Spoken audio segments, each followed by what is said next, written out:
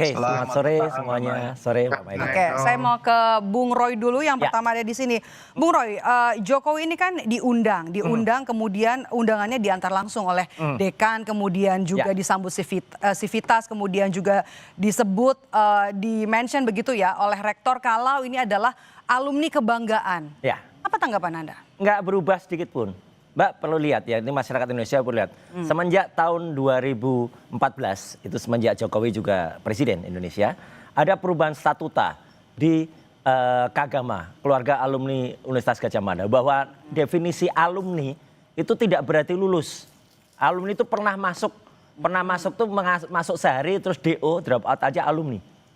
Jadi orang harus ngerti definisi alumni itu apa. Alumni itu pernah masuk, bukan berarti dia lulusan. Orang-orang yang tadi ngaku temennya sendiri tadi ya Toha itu kan hanya tahu oh dia pernah kita satu kuliah. Tapi tidak bisa meyakinkan kalau itu pernah lulus. Jadi sekali lagi kelulusannya pertanyakan. Terus ini yang kedua yang paling penting banget nih Pak Maidop. Saya sangat menyayangkan Universitas Gadjah Mada mau-maunya sedikit mengingkari sejarah.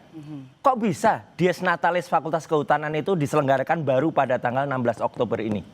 Sejarahnya Fakultas Kehutanan itu didirikan pada tanggal 17 Agustus tahun 1962. Artinya apa? Tahun 1963. Artinya kalau Dies Natalis ke-62 itu harusnya ya 17 Agustus. Ini mundur nih nggak pernah terjadi. Ya jarang banget sebuah fakultas mundur. Itu pasti ada apa-apanya. Jadi artinya apa? Jangan-jangan ini menunggu ya sampai undangan itu diterima dan lain sebagainya. Jadi ini saya tapi tidak heran ya UGM tuh berkali-kali ini terakhir tuh pernah mengubah sejarah nama dekan, kemudian diganti padahal yang bersangkutan sudah meninggal, baru diubah setelah 13 tahun. Hari ini ada Dies yang diselenggarakan tidak pada tanggal Diesnya. Ini menurut saya cacat sejarah. Kita tidak melebar ke sana ya. Oh iya, tapi alumni itu jelas. Alumni tidak menunjukkan dia lulus atau tidak. Itu aja, udah clear kalau itu. Oke. Bung David.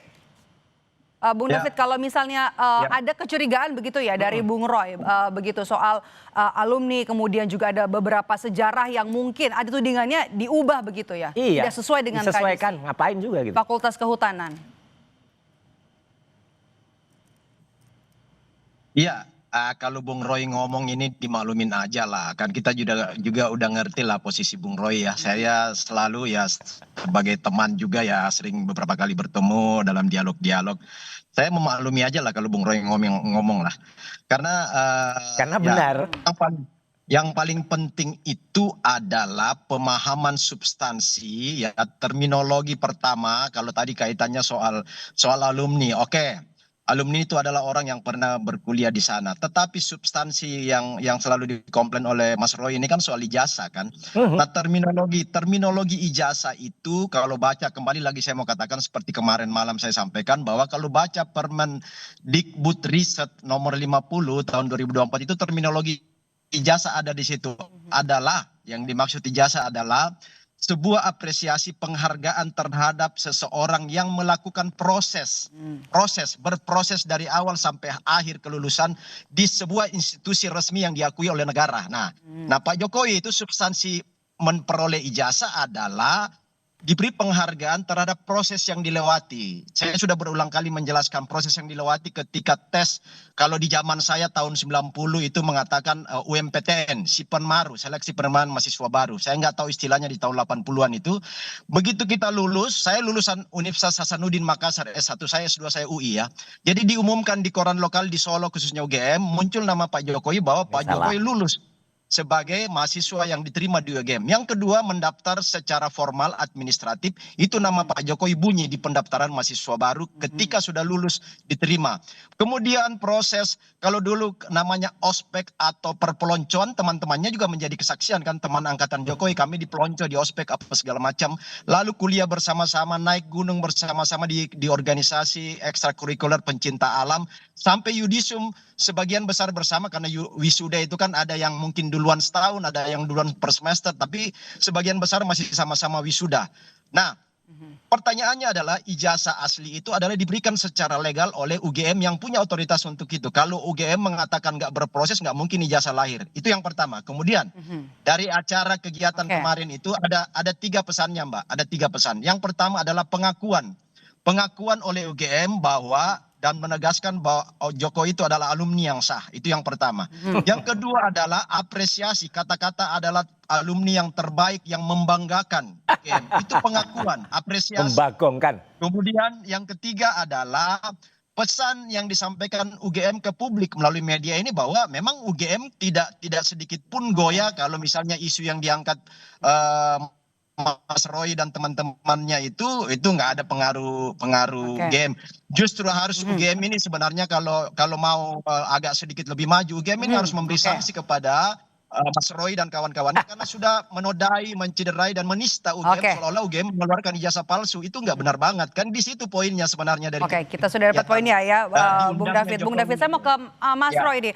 Mas Roy, tadi disampaikan sudah ada pengumuman juga bahkan ya.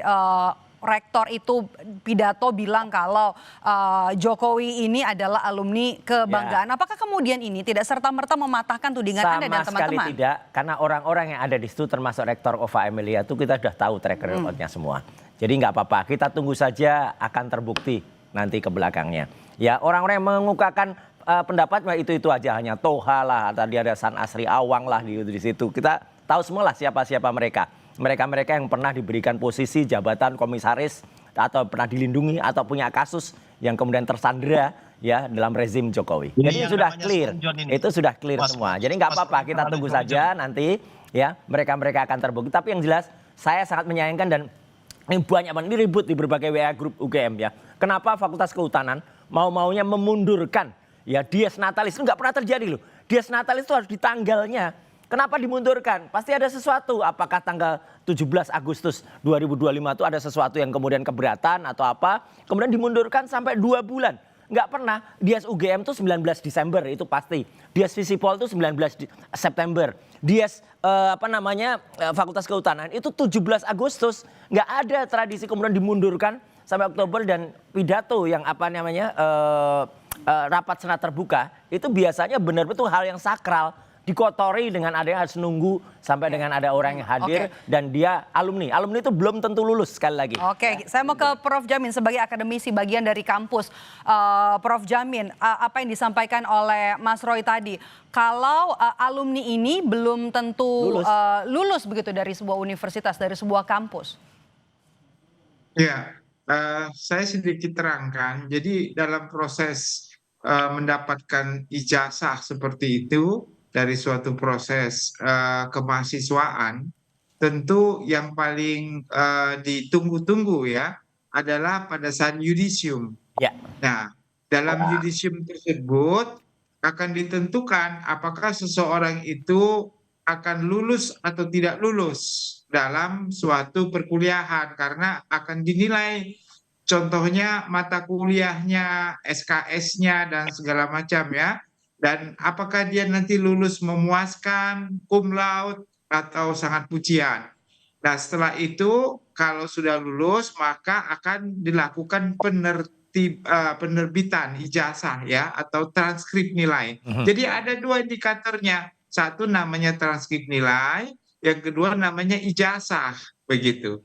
Nah kalau orang yang tidak lulus atau tidak menyelesaikan kuliah tidak akan dikeluarkan ijazah, tapi dikeluarkan transkrip. Nah, jadi ada bedanya antara transkrip nilai sama ijazah. Bisa dikeluarkan transkrip nilai karena pernah berkuliah di situ untuk dikonversi kalau dia mau kuliah di tempat lain, tapi tidak akan diterbitkan ijazah. Nah, lalu yang ketiga setelah itu mereka boleh mengikuti yang namanya ya tadi seremonial ya. Wisuda itu adalah seremonial setelah mendapatkan ijazah.